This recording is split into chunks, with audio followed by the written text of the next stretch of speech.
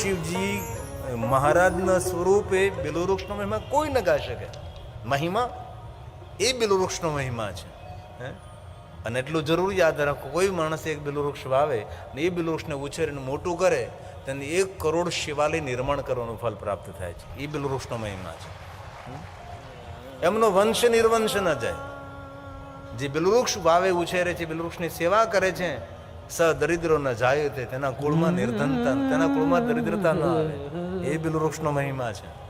તેથી બિલ્વવૃક્ષને રોજ પરિક્રમા કરવી, બિલ્વવૃક્ષને રોજ જલ અર્પણ કરવું, બિલ્વવૃક્ષ નીચે દીપ પ્રજ્વલિત કરવું, બિલ્વવૃક્ષનો અદ્ભુત મહિમા છે. બિલ્વ મૂલે મહાદેવમ, બિલ્વવૃક્ષ નીચે લિંગ સ્વરૂપની ભગવાન શિવની પૂજા કરવી, એ બિલ્વવૃક્ષનો મહિમા છે. એક બિલ્વપત્ર મહાદેવને ચડાવો તો કેટલું પુણ્ય મળે. એક બિલ્વવૃક્ષનું દર્શન કરવાથી બ્રહ્મા વિષ્ણુ મહેશના દર્શનનું ફળ મળે છે. મૂળ તો બ્રહ્મ રૂપે, મધ્ય તો વિષ્ણુ રૂપે. પૂરું બિલમાં અષ્ટક છે, 8 પંક્તિઓ દ્વારા. મૂળમાં બ્રહ્માજી રહે છે. મૂલ તો બ્રહ્મ રૂપાય, મધ્ય તો વિષ્ણુ રૂપેણ, અગ્રત શિવ રૂપાય, એક બિલ્વ શિવાર્પણમ, એક બિલ્વ શિવા. બિલ્વવૃક્ષનું કોઈ દર્શન કરે, બિલ્વવૃક્ષને સ્પર્શ કરે, પવિત્ર હોય તો બિલ્વવૃક્ષને સ્પર્શ કરવો, પ્રણામ કરવા, તેનું દર્શન કરવું. આ બિલ્વાષ્ટકની અંદર કહ્યું છે દર્શન. દર્શનમ બિલ્વ વૃક્ષસ્ય સ્પર્શનમ પાપનાશનમ. પાપની વ્યાખ્યા, પાપ એટલે નકારાત્મક વિચારધારા, નકારાત્મક વૃત્તિ, બીજાના દુઃખ આપવાનું કામ, તેને પાપ કહેવાય. નકારાત્મક પ્રવૃત્તિ, નકારાત્મક વૃત્તિ, નકારાત્મક વિચારધારા, નકારાત્મક વાણી, નકારાત્મક વલણ, આને પાપ કહેવાય. પાપ એટલે કઈ જોઈ ન શકીએ, ચિત્ર ન દોરી શકીએ.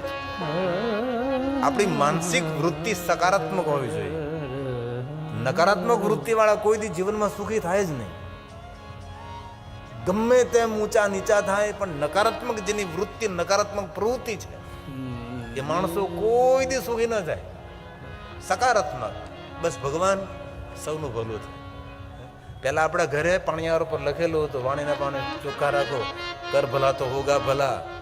આવું બધું આપણે સૂત્રો લખતા હતા દિવાલો પર. હવે તો બધું દિવાલો કે સૂત્રો ગયા, બધું કાંઈ છેર્યું જ નહીં.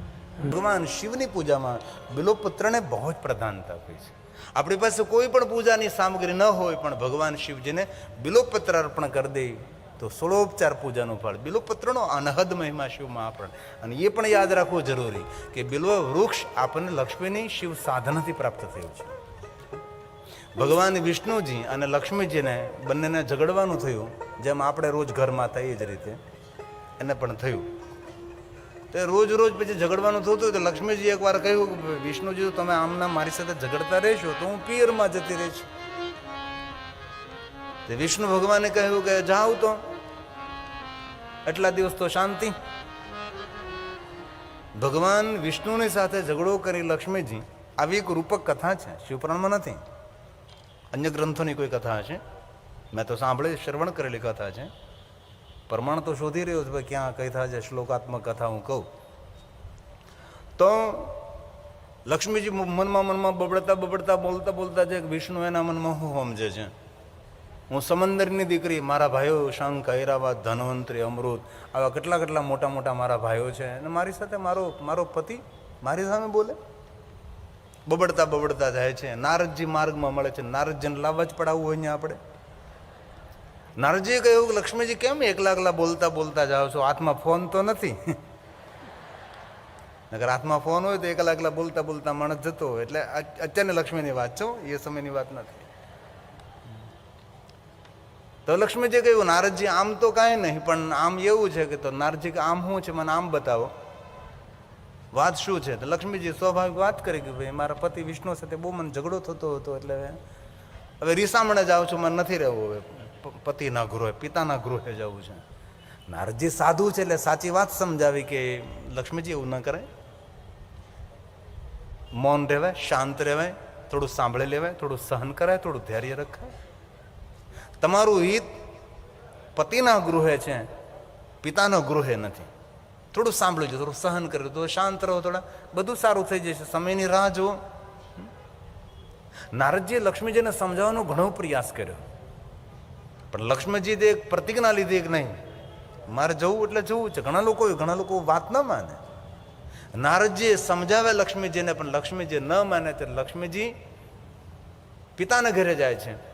સમંદર બેઠેલા કહ્યું કે બેટા દીકરી, કેમ તું ઓચિતા આવી, કારણ શું? લક્ષ્મીજી કહ્યું કે પિતાજી આમ તો કાંઈ નહીં, પણ મારા પતિ મારી સામે બહુ બોલતા હતા એટલે હું બસ આવતી રહી છું. પિતાજી કહે તારા પતિની આ હિંમત તારી સામે બોલે? એમાં દીકરીના વખાણ કરવા, બાપના વખાણ કરવામાં. એટલે પિતાજીએ દીકરીનો પક્ષ લીધો. કોઈ પણ સાસરીથી થોડું દુઃખથી ડરી અને દીકરી જ્યારે પાછી આવે છે ત્યારે તેને સમજણ અપાય, સહકાર ન અપાય. સમજાવીને થોડા દિવસો માટે રખાય, પછી પાછા મૂકવા જવાય. બેટા થોડા દિવસ રે, આપણે જોઈએ. 2, 3, 4, 5 વાર એ પ્રયાસ કરવાના, અને પછી જો ઠીક ન હોય તો અન્ય કોઈ નિર્ણય લેવામાં આવે. આ સીધો નિર્ણય લીધો એક ભવમાં 2 ભવ શા માટે દીકરીને થવા જોઈએ? અને શિવ મહાપુરાણ ગ્રંથમાં બહુ સુંદર વર્ણન છે પાર્વતી ખંડની અંદર, કે દરેક બાપે દીકરીને કેવા વરને વરાવવી એના અનેક શ્લોકો છે. ભગવાન વ્યાસજી તેની રચના કરી. અપાહિજ હોય, વ્યસની હોય, નિર્ધન હોય, દરિદ્ર હોય, દિવ્યાંગ હોય, આવા વરને પોતાની કન્યા વરાવે તો એ બાપને કન્યા ઘાતી કહ્યો છે. આ બધું વર્ણન શિવ મહાપુરાણ ગ્રંથમાં છે. યોગ્ય વરને કન્યા વરાવવી, શરમથી, કોઈના દબાવથી, કોઈના ડરથી જ્યારે દીકરીને વરાવે છે ત્યારે બાપ નર્કનો ભાગી થાય. આવું પણ વર્ણન છે શિવપુરાણ ગ્રંથની અંદર. તો પિતાજીએ સહકાર આપ્યો છે. બોલું ને એક જૂનું દ્રષ્ટાંત. પહેલા હું બહુ આવા બધા સંસારિક દ્રષ્ટાંતો કથામાં બહુ દેતો હતો, પણ હવે તો લગ્ન કથા જ કરતો રહું છું. ક્યાં સુધી સંસારિક દ્રષ્ટાંતોની વાતો કરવી? ભલે એક બાપની દીકરી, ધનવાન બાપની દીકરી સાસરે ગઈ. સાસરે ગઈ એટલે આવી એટલે બધી દુઃખની વાતો કરી કે પિતાજી થોડું ધૈર્ય પર બેઠા, કાંઈ વાંધો નહીં, બધું સારાવાના થશે. કારણ કે ડાયો બાપ હોય ને એ દીકરીને આશ્વાસન આપે, આશરો આપે, સમજાવે. પણ ધીરેથી બાપે પૂછ્યું, દીકરી બેટા થયું હું? એટલે દીકરીએ કહ્યું કે જ્યારે હોય ત્યારે મારી પાસે પાણી માગે મારો પતિ. વાત એટલી જ હતી. કારણ કે બાપને ઘરે કોઈ દીકરી હાથે પાણી નથી પીધું. આટલા બધા નોકર ચાકર હોય ઘરની અંદર, એટલે કામ કરનારો રાજા છે, ઠાઠ માઠા ઉછેરી છોકરી હોય. હવે ન્યાનો પતિ કહે એ પાણી લાવ, આનાથી સહન થયું નહીં એટલે આવી પાછી. એ સમયે પિતાજી કાંઈ ન બોલ્યા. કાંઈ વાંધો નહીં બેટા, બધું હારામાં ના થશે, ચિંતા નહીં કરતી. પતિ પાણી માગે તો બેટા એમાં શું? એમાં તારો પતિ છે, હું શા માટે પાણી આપું તેને? હાથે ન પી લેવું જોઈએ, તેના હું ભાંગી ગયા. આવું ઘણી બહેનો બોલે છે.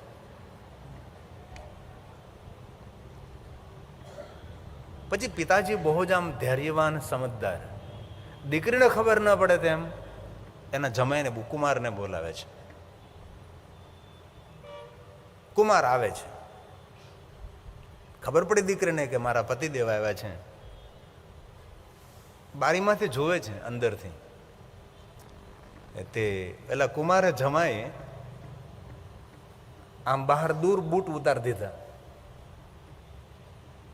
સસરાએ કહ્યું નહીં નહીં કુમાર, અહીંયા બૂટ નહીં ઉતારો, તમે ઉપર ઉતારો. જમાઈ ઉતારી ચૂક્યા હતા.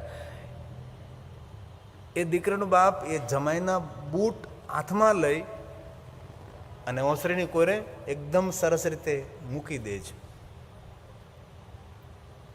અને ખૂબ આદર સત્કાર કરે છે, વાર્તાલાપ થાય છે, સન્માન થાય છે.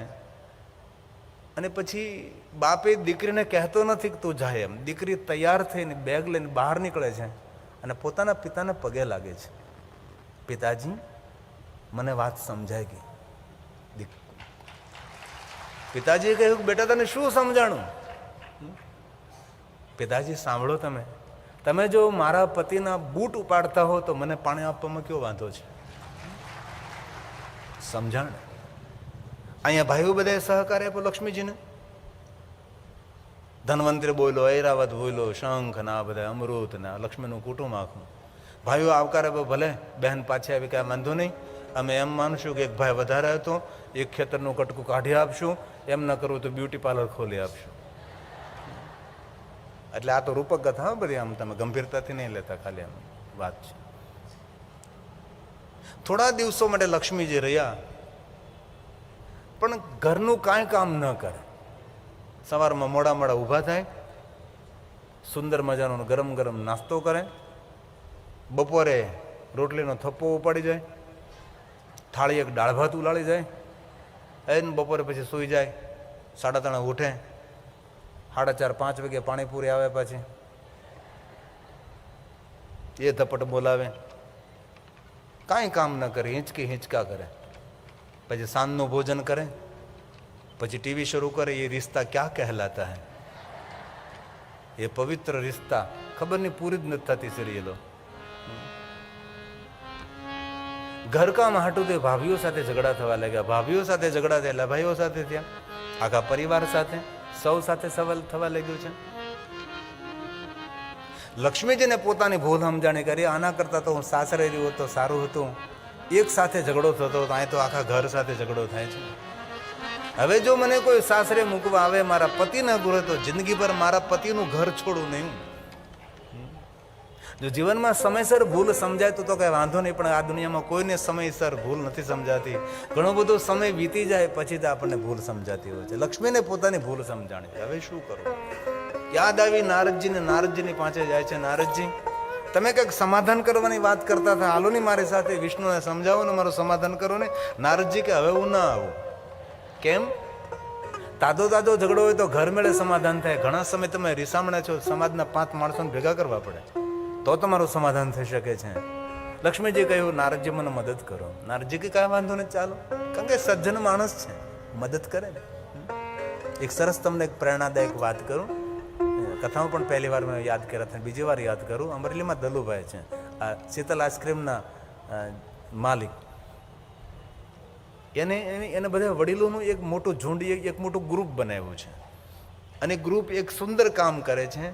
કોઈ ભાઈઓને વાંધો હોય જમીનના, કોઈ ઘરમાં કોઈ કલેશ હોય, કોઈ દીકરી સાસરે હોય, કોઈની પુત્રવધુ રીસામણે હોય, આ બધા જ કોર્ટમાં કેસ ન જાય, વકીલોની પાસે કેસ ન પહોંચે, એટલે આખું એક ગ્રુપ બનાવ્યું છે. બંને પક્ષોને સમજાવવાનો પ્રયાસ કરે અને વચ્ચેનો કાંઈ રસ્તો કાઢે. અને વચ્ચેનો રસ્તો જ્યારે સુગત નીકળે છે ત્યારે આ બધા જ વડીલો પોતાના પૈસા કાઢી બંને પરિવારને જમાડે. આવું સુંદર એક કાર્ય કરી રહ્યા છે. આને ડાયા માણસો કહેવાય છે. આપણા સમાજનો કોઈ પણ માણસ કાંઈ પણ વાંધા વસ્તીથી કોર્ટમાં ન પહોંચે, વકીલો પાસે જવું ન પડે, પોલીસ સ્ટેશનો પાસે જવું ન પડે, પોલીસના ત્રાસમાંથી ગુજરવું ન પડે, એના માટે ડાયા માણસો આવું સમાજમાં કામ કરે. અરે એની ક્યાં વાત કરો, હમણાં હું જવાનું છું અહીં વેરાવળ સોમનાથ મહાદેવમાં કથા કરવા માટે. આખો ખારવા સમાજ, ખારવા સમાજ એટલે દરિયા ખેડૂ કહેવાય, માછી મારવાનું કામ કરે છે. પણ એ સમાજની વચ્ચે હું બેઠો હતો ત્યારે સમાજના મુખ્ય માણસે વાત કર્યું, બાપુ અમારો આ ખારવા સમાજ, અમારો કોઈ પણ કેસ પોલીસ સ્ટેશનમાં ન જાય, એના કેસનો ઉકેલ અમે લોકો કરીએ છીએ. અને જે વડીલો નિર્ણય આપે તે જ નિર્ણય, ન કોઈ વકીલનો ખર્ચ, ન પોલીસ સ્ટેશનમાં જવાનું. આવા સમાજની અંદર ડાયા માણસો છે. અને એવા માણસોને સહકાર પણ આપવો જોઈએ, ને એવા સમાજનું હિત કરનારા માણસોનું સન્માન પણ કરવું જોઈએ. આવા ડાયા માણસોને સમાજમાં સાચવી રાખવા જોઈએ. આ સમાજની અંદર મેં આવું જોયું છે. કારણ કે ભગવાને મને તો અવસર આપ્યો પછી દરેક સમાજમાં મને જવાનું થાય. ખારવા સમાજની કથા કરી, ટંડેલ સમાજની કથા કરી. ટંડેલ સમાજમાં મેં કેટલી કથાઓ કરી છે. અને એવા બધા માછીમારો મારા જવડા જ માટલા પકડે, નાના નહીં. આ સમાજની વચ્ચે મેં કથા કરી છે. રબારી સમાજ, ભરવાડ સમાજ, આપણો પટેલ સમાજ, કચકડવા પાટીદાર. અમે એક વાલ્મીકી સમાજ બાકી છે, તેની તૈયારી થઈ જવાનું છે આપણે. વાલ્મીકી સમાજ, દરેક સમાજની કોઈ વિશેષતા હોય છે. તો નારદજીએ કહ્યું કે ચાલો લક્ષ્મીજી, આપણે 5 માણસોને ભેગા કરી. કોની પાસે જઈશું? તો કે પહેલા તો રાજા ઇન્દ્ર પાસે જવું પડે. ઇન્દ્રને આગળ રજૂઆત કરી લે. ઇન્દ્ર સાથે આવવા તૈયાર થયા. હવે કોની પાસે જઈશું? તો કે વડીલ પિતામહ બ્રહ્મા, લોક પિતામહ બ્રહ્મા, બ્રહ્મા પાસે જઈ બ્રહ્મા સાથે આવવા માટે તૈયાર થયા. નારદજી, ઇન્દ્ર અને બ્રહ્મા. હવે કોની પાસે? તો કે પંચમાં એક પૈસાવાળો માણસ હોવો જોઈએ. તો કુબેરની પાસે જઈએ. ધનુષ્ય મિત્રમ, કુબેરની પાસે જાય. કુબેર કહ્યું ચાલો આવું, એમાં શું વાંધો? લક્ષ્મીના ઘરમાં જો સુખ શાંતિ થતી હોય તો હું જરૂર આવું. કુબેર પણ સાથે જોડાણા. 4 થયા. લક્ષ્મીજી કે નારદજી હવે 5માં કોણ આવશે? તો કે 5માં જો મહાદેવ આવી જાય પંચમાં તો તમારું સમાધાન થયું સમજો. આપણે હવે શંકર ભગવાન પાસે જઈએ. એટલે મહાદેવજી તો શિખર પર છે, શિખર પર રહેનારો દેવ. એટલે આગળ નારદજી છે, ઇન્દ્ર છે, બ્રહ્મા છે, કુબેર છે, લક્ષ્મીજી છે, સૌ ભગવાન મહાદેવની પાસે પહોંચ્યા. મહાદેવે જોયું કે આ દેવતાઓ ભેગા મળીને આવ્યા છે. શિવજી મને સમજી ગયા કે દેવતાઓ સુખી હોય ત્યારે ન આવે, દુઃખી હોય ત્યારે જ મારી પાસે આવે. એક બહુ જૂની પંક્તિ છે.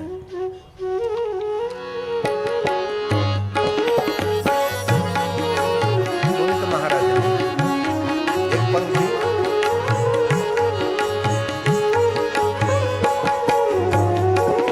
મને મુશ્કેલી જ્યારે પડે ત્યારે તને યાદ કરું. મને મુશ્કેલી જ્યારે પડે ત્યારે તને યાદ કરું.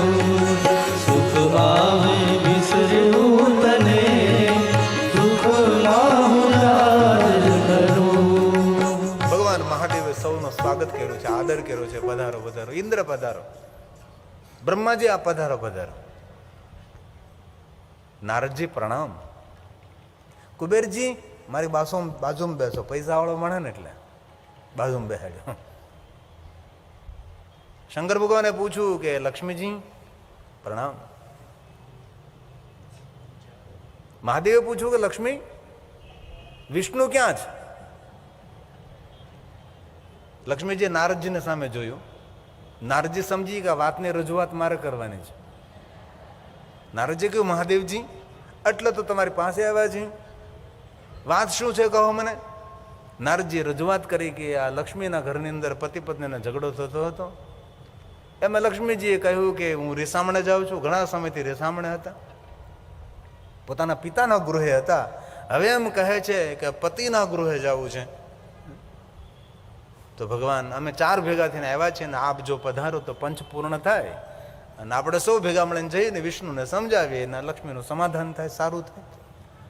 મહાદેવજી વળી જટા બરાબર કરીને હાથમાં ત્રિશુલ ને ઝંડો ને જોડ ને બધું લઈને થૂબા. અને લક્ષ્મીને જેને કહે વિષ્ણુ એના મનમાં શું સમજે છે?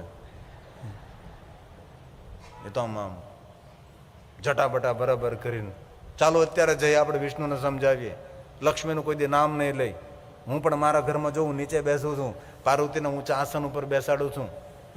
નારીનું હંમેશા સન્માન કરવું જોઈએ, નારીનો આદર કરવો જોઈએ. આમ નારી ક્રાંતિની વાતો કરવા લાગ્યા ભગવાન શંકર. ચાલો અત્યારે નીકળીએ આપણે. આગળ મહાદેવ, તેની પાછળ બ્રહ્માજી, તેની પાછળ ઇન્દ્ર, તેની પાછળ કુબેર, તેની પાછળ નારદજી, છેલ્લે લક્ષ્મીજી. ચાલતા ચાલતા મનમાં મલકાતા જાય છે.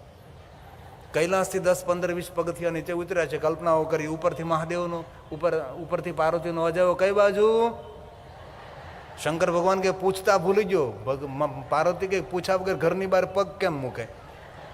મને કહેતા જાઓ, શા માટે જાઓ, ક્યાં જાઓ છો તમે? શંકર ભગવાને કહ્યું કે પાર્વતી, આ લક્ષ્મીના ઘરમાં થોડું પતિ પત્ની વચ્ચે થોડું મન દુઃખ થયું છે તો સમાધાન કરવા જાઉં છું. પાર્વતી કહે પેલા ઘરનું ધ્યાન રાખો, પછી બીજાના સમાધાન કરવા જાઓ. તમારા ઘરમાં બધા હામામાં ડોળા કાઢે છે, નથી જવાનું. હવ નો હવ સંભાળ, પાછા વળો. આમ શંકર ભગવાન ઢીલા પડી ગયા, પાછા વળી ગયા. ત્રિશુલ છોડી દીધું, જટા બરાબર ભસ્મ. ધીરેકથી મહાદેવજીએ કહ્યું કે લક્ષ્મીજી ક્ષમા ચાહું છું. પાર્વતી ના કહે છે મારાથી ન અવાય, અને જો પાર્વતી ના કહે હું તમારી સાથે આવું તમારું સમાધાન કરવા માટે તો લક્ષ્મીજી તમારું સમાધાન થઈ જાય, પણ મારા ઘરમાં રોજ આવી જાય પછી, તેથી હું નહીં આવું. શંકર ભગવાને ના કહી છે. તો બ્રહ્માજીએ કહ્યું કે શિવજી ના આવે તો મારાથી પણ ના આવે. ઇન્દ્ર કહે કે મહાદેવ ના આવે, બ્રહ્મા ના આવે તો મારાથી પણ ન આવે. પછી કુબેર તો પૂછા વગરનો કપાવી ગયો. કુબેર કે આમાં કઈ રહેવાની જરૂર નથી. નારદજીએ કર્યા. હવે લક્ષ્મીજી નારદજીને કહે છે નારદજી હવે શું કરું? ત્યારે નારદજી બહુ સલાહ સૂચન કરે છે. નારદ કહે છે લક્ષ્મીજી સંકટમાં સગા સંબંધીઓ પાસે ન જવાય, સંકટમાં કોઈ સાધનાનો પંથ પકડી લેવાય, ભગવાનને શરણે જવાય, અને જીવનની મજબૂરી કોઈને દેખાડાય નહીં. લક્ષ્મી, કોઈની સામે આંસુ પાડવાની જરૂર નથી. લક્ષ્મી, નારદજી મને કહે માર્ગદર્શન કરો. જ્યારે નારદજી કહે છે, લક્ષ્મીજી જંગલમાં જઈ, ઘરઘોર જંગલમાં જઈ અને તમે પાર્થેશ્વર મહાદેવનું પૂજન કરો અને ભગવાન શિવનું આરાધન કરો. એકવાર શિવ પ્રસન્ન થયા, શિવની કૃપા માત્રથી તમારું બધું સુખ થશે. તમે ભગવાન મહાદેવની ઉપાસના કરો.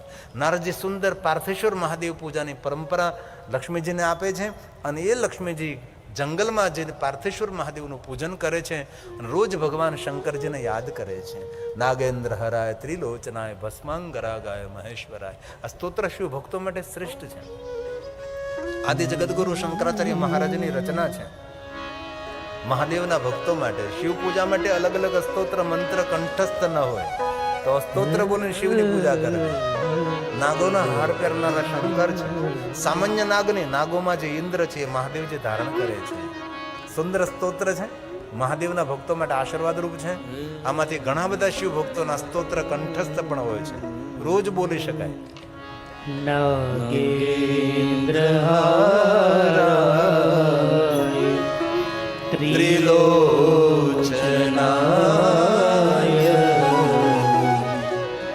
ભસ્માંગરાગાય મહેશ્વરાય નિત્યાય શુદ્ધાય દિગંબરાય તસ્મૈ નકારાય નમઃ શિવાય તસ્મૈ નકારાય નમઃ શિવાય. નિત્ય શુદ્ધ રહેનારા મહાદેવ છે. શા માટે નિત્ય શુદ્ધ રહે છે? દિગંબર છે તેથી નિત્ય શુદ્ધ રહે છે. દિગંબર કોણ છે? દિશા જેના વસ્ત્રો છે એ દિગંબર છે. તો એવો અર્થ સમજો કે કપડાં નહીં પહેરતો એ નિત્ય શુદ્ધ છે. દુનિયામાં ઘણા માણસો કપડાં નથી પહેરતા, તેને હું શુદ્ધ સમજવા આપણે નહીં. દિગંબર શબ્દનો સ્થૂળ અર્થ થાય છે કપડાં નહીં પહેરવા, પણ દિગંબર શબ્દનો ગર્ભિત અર્થ થાય છે કપટ રહિત જીવન, દંભ રહિત જીવન, દેખાવ રહિત જીવન, કપટ રહિત જીવન. ભગવાન શિવનું જીવન ચરિત્ર તમે જુઓ, ભગવાન શંકરજી કોઈ સાથે કપટ નથી કર્યું. પૂર્ણ જીવન ચરિત્ર જરા શિવજીનું જુઓ તમે, પૂરા જીવન ચરિત્રમાં કોઈ જગ્યાએ ભગવાન શંકરજી જેવા છે તેવા જ છે. કોઈ આડંબર નહીં, કોઈ દેખાવ નહીં, કોઈ દંભ નહીં. તેથી ભગવાન શિવજી નિત્ય શુદ્ધ છે. મહાદેવ માટે કહ્યું છે નિત્ય શુદ્ધ રહેનાર ભગવાન શંકર છે. નિત્યાય શુદ્ધાય દિગંબરાય તસ્મૈ નકારાય નમઃ શિવાય તસ્મૈ નકારાય નમઃ શિવાય. પૂરું પંચાક્ષર સ્તોત્ર છે, એક સુંદર છે, ગોતી લો એક મિનિટ. મંદાકિની ચલિલ ચંદન ચર્ચિતાય નંદીશ્વર પ્રમથનાથ મહેશ્વરાય મંદાર પુષ્પ ગૌ પુષ્પ સુપૂજિતાય તસ્મૈ મકારાય નમઃ શિવાય તસ્મૈ મકારાય નમઃ શિવાય. સુંદર છે, દયાગીરી બાપુનું ગાયેલું છે. દર્શન બેના મેં તો ભઈ રે બાબરિયા. સુંદર ભજન છે, ઘણા સમયથી ગાયું નથી એટલે ગોતતો હતો.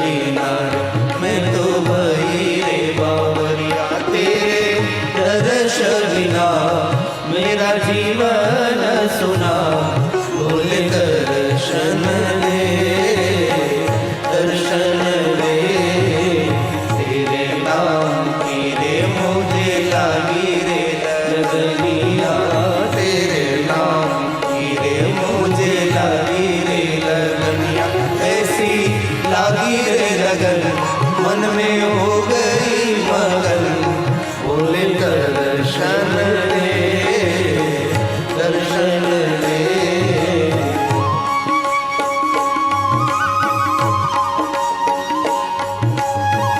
આ મગનગીરીનું બનાવેલું છે જૂના સાવર સારકુલ્લાની બાજુમાં એક ગામડું છે જૂના સાવર ત્યાંના મગનગીરી એમનું લખેલું ભજન છે.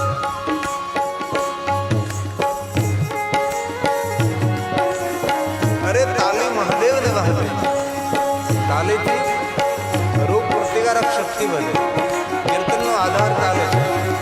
तेरे नाम का एक सहारा गुण तेरा मैं गाऊं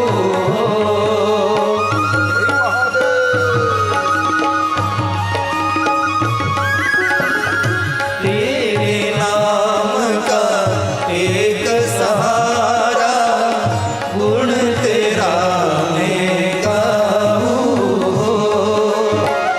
तेरे दर पे आके पड़ा हूँ कौन जग में जाऊँ अब क्या करूँ मैं पता नहीं मुझको अब क्या करूँ मैं पता नहीं मुझको कैसे दर्शन पाऊँ दर्शन बिना रे मैं तो गई रे बावलिया दर्शन बिना मैं तो गई रे बावलिया तेरे दर्शन बिना मेरा जीवन सुना बोल दर्शन दे दर्शन दे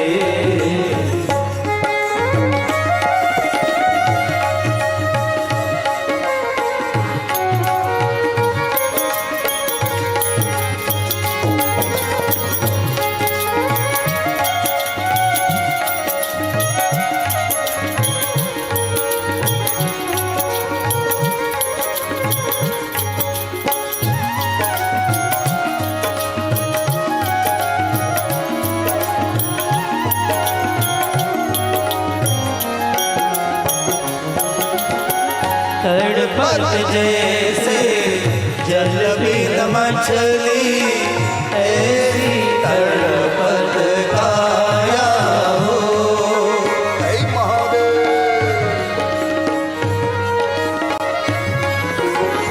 तड़पत जैसे जल बिन मछली ऐसी तड़पत काया हो दर्श दिखा मुझे पार लगा रे बहुत मुझे तरसाया हो दर्श बिना मेरा जीना तड़पे दर्श बिना मेरा जीना तड़पे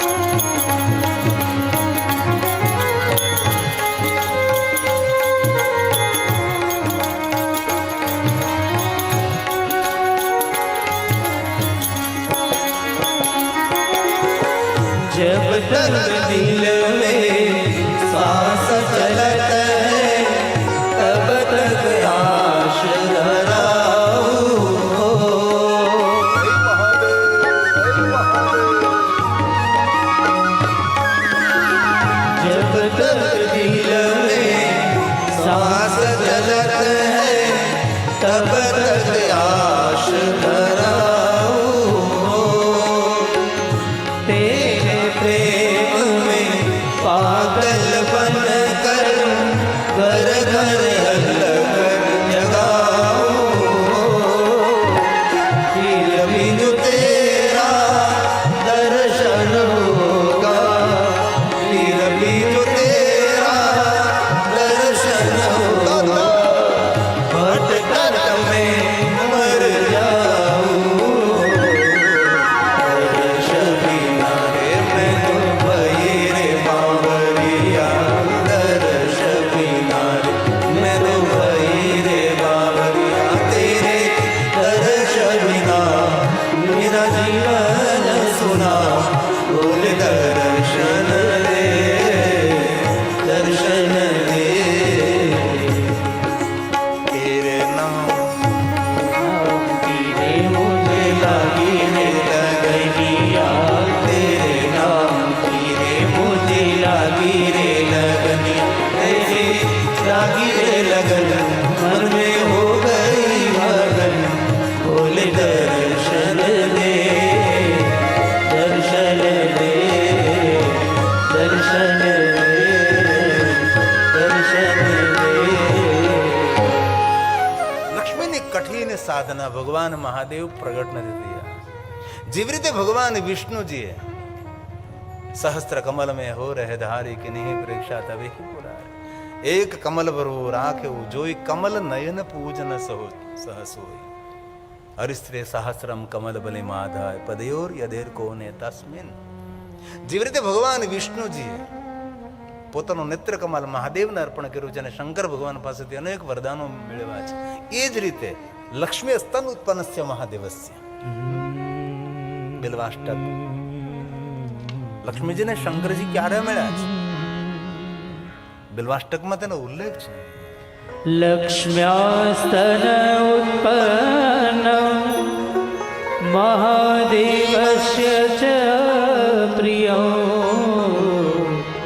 बिल्ववृक्षं प्यजामि एक बिल्व शिवार्पणम् एक बिल्व शिवार्पणम्. લક્ષ્મીજી પોતાનું એક અંગ કાપી ભગવાન મહાદેવને અર્પણ કરે છે, ત્યારે ભગવાન શંકરજીનું પ્રાગટ્ય થાય છે અને મહાદેવની સાથે સાથે વૃક્ષનું પ્રાગટ્ય થાય છે. એ સમયે લક્ષ્મીજી પ્રશ્ન કરે છે કે મહાદેવજી, આપ તો મારી સમક્ષ પ્રગટ થયા, પણ તમારી સાથે વૃક્ષ પ્રગટ થયું, વૃક્ષનું નામ શું છે? જ્યારે ભગવાન સ્વયં શિવ કહે છે એ વૃક્ષનું નામ છે આપના નામથી, આપના તપ દ્વારા વૃક્ષ પ્રગટ થયું, તેથી આ વૃક્ષનું નામ રહેશે શ્રી વૃક્ષ. શ્રી એટલે લક્ષ્મી. પણ સાંભળો લક્ષ્મીજી, કલયુગ આવતા વૃક્ષને શ્રી વૃક્ષ તરીકે લોકો નહીં ઓળખે, પણ આ વૃક્ષને બિલ વૃક્ષ તરીકે લોકો ઓળખશે. અને સ્વયં મહાદેવજી કહે છે, લક્ષ્મીજી હું તમને આ વૃક્ષનો મહિમા સમજાવું છું, તેનું મહાત્મ્ય સમજાવું છું. ભગવાન શંકર જે લક્ષ્મીની સામે બિલવૃક્ષની કથાનો પ્રારંભ કરે છે, એ સમયે શિવજી કથાનો પ્રારંભ કરે છે. દેવતાઓને આમંત્રણ નિમંત્રણ નથી આપવું પડતું. વિશ્વના દરેક દેવી દેવતાઓ વાયુ વેગે ત્યાં આવી પહોંચે છે અને લક્ષ્મીની સાથે આસપાસ સૌ બેસવા લાગે છે. શંકરજી પ્રધાન વક્તા છે, પ્રધાન શ્રોતા લક્ષ્મીજી છે. જેવી રીતે બ્રહ્મલોકમાં પ્રધાન વક્તા બ્રહ્માજી છે અને પ્રધાન શ્રોતા નારદજી છે. પ્રયાગ તીર્થમાં સુદ પૂર્ણજી વક્તા છે, તેની સામે અગણિત સંખ્યામાં શૌનકાદિ મહાત્માઓ તેના શ્રોતા છે. દેવતાઓનો સમૂહ આવે, દેવદૂતો આવે, સૌ શ્રવણ કરવા માટે આવે છે. ભગવાન સ્વયં શિવજી કહે છે, લક્ષ્મી આપની તપસ્યાનું ફળ છે, આપની સાધનોનું ફળ છે. તેથી આ વૃક્ષનો મહિમા હું તમને કહું છું, તમે સાંભળો. આ વૃક્ષમાં વિશ્વના દરેક દેવી દેવતાઓ નિવાસ કરશે. આ વૃક્ષના મૂળમાં દરેક તીર્થો નિવાસ કરશે. તેથી હે લક્ષ્મી, આ વૃક્ષને કલયુગમાં બિલ્વ વૃક્ષ કહેવાશે. જે કોઈ આ વૃક્ષની પરિક્રમા કરશે તેને દરેક દેવતાઓની પરિક્રમા અને દરેક તીર્થોની પરિક્રમા કરવાનો ફલ પ્રાપ્ત થશે. જે કોઈ બિલવૃક્ષની નીચે બેસીને કોઈ સાધના ઉપાસના અનુષ્ઠાન કરશે તેને અનંત ગણું ફળની પ્રાપ્તિ થશે. જે કોઈ આ વૃક્ષની સેવા કરશે તેને મારી સેવાનું ફળ પ્રાપ્ત થશે. જે કોઈ આ વૃક્ષનું દર્શન કરશે તે અઘોર પાપોમાંથી મુક્ત થશે. જે કોઈ વૃક્ષને નિત્ય જલ અર્પણ કરશે તેના સંતાનની વૃદ્ધિ થશે, સુખમાં તેના જીવનમાં દરેક પ્રકારની તૃપ્તિ રહેશે. આવું ભગવાન શંકરજી પોતાના મુખ દ્વારા લક્ષ્મીજીને બિલવૃક્ષનો મહિમા સમજાવ્યો છે. અને ભગવાન મહાદેવે કહ્યું છે, સાંભળો લક્ષ્મી, આ મહિનો ચાલે છે એ મહિનાનું નામ શ્રાવણ મહિનો છે. તેથી અધિકમાં અધિક મારા ભક્તો પવિત્ર શ્રાવણ માસની અંદર મારું બેલોપત્રથી પૂજન કરશે. જ્યારે લક્ષ્મીજી કહે છે, મહાદેવજી સાંભળો, જે કોઈ મનુષ્ય પવિત્ર શ્રાવણ માસમાં બિલોપત્રોથી તમારી પૂજા કરશે તેના પર હું આપની પરમ ભક્ત લક્ષ્મી નહીં, હું આપની પરમ ભક્ત મહાલક્ષ્મી તે ભક્તો પર હંમેશા પ્રસન્ન રહીશ. લક્ષ્મી કામોર્ચે શિવમ. બ્રહ્માજી નારદને કહ્યું છે, જે કોઈ બિલોપત્રોથી મહાદેવની પૂજા કરે છે તેને એવી લક્ષ્મી મળે છે કે તેની કામનાની પૂર્તિ કરનારી છે. આ શિવ મહાપુરાણ ગ્રંથનો સુંદર શ્લોક છે, કમલેર બિલોપત્રેશ કમલેર બિલ્વપત્રેશ શતપત્રે તથા પુનઃ શંખપુષ્પે તથા દેવં લક્ષ્મી કામોર્ચે શિવમ લક્ષ્મી કામોર્ચે. ભગવાન શિવની સાધના કરવાથી એવી લક્ષ્મી મળશે જે કામનાઓની પૂર્તિ કરનાર લક્ષ્મી મળશે. કેવી લક્ષ્મી? તો કે શિવમ, પરિવારનું કલ્યાણ કરનારી, સારા વિચારો કરનારી, સારા વિચારો આપનારી, સારા કાર્યો કરાવનારી લક્ષ્મી સુલક્ષ્મી પ્રાપ્ત થશે. જે કોઈ બેલોપત્રથી ભગવાન શિવનું પૂજન કરશે, લક્ષ્મી કામોર્ચે શિવમ. લક્ષ્મી તો ઘણા લોકોને મળે છે, પણ સારા વિચારો આપનારી, સારા કાર્યો કરાવનારી લક્ષ્મી મળે એ ભગવાન શિવની કૃપાથી પ્રાપ્ત થાય. ભગવાન સ્વયં મહાદેવજી બિલવૃક્ષનો મહિમા લક્ષ્મીજીને સામે કહે છે અને ભગવાન મહાદેવ કહે, લક્ષ્મીજી આ વરદાન માંગો. જ્યારે લક્ષ્મીજી કહે છે, મહાદેવજી શું માંગો આપની પાસે, આપ તો અંતર્યામી છો. તે સમયે દેવ સભામાં બેઠેલા ભગવાન વિષ્ણુ છે, શંકર ભગવાન દેવ સભામાં દ્રષ્ટિ કરે છે ત્યારે વિષ્ણુ ભગવાન ઉપર દ્રષ્ટિ પડે છે. ત્યારે વિષ્ણુ ભગવાનને ભગવાન મહાદેવ કહેતા નથી, પણ દ્રષ્ટિ માત્રથી વિષ્ણુ ભગવાન પોતાના આસનથી ઊભા થાય છે, આગળ આવે છે, લક્ષ્મીજીની બાજુમાં બિરાજે છે અને લક્ષ્મીજી અને ભગવાન વિષ્ણુજી સાથે ભગવાન મહાદેવને પ્રણામ કરે છે. ત્યારે શંકર ભગવાન એમ કહે છે, હે લક્ષ્મી, હે વિષ્ણુ, જે કોઈ સાથે પતિ પત્ની મારી પૂજા કરે છે તેનું દાંપત્ય જીવન હું દિવ્ય બનાવીશ અને તારા દાંપત્ય જીવનમાં દરેક પ્રકારના સુખ હું આપીશ. તેથી ક્યારે અવસર મળે તો પતિ પત્નીએ સાથે બેસી અને ભગવાન મહાદેવની પૂજા કરવાનો અદ્ભુત મહિમા છે. કોઈ કોઈ કથા શિવ મહાપુરાણમાં છે, કોઈ કથા અન્ય પુરાણોની પણ હોઈ શકે.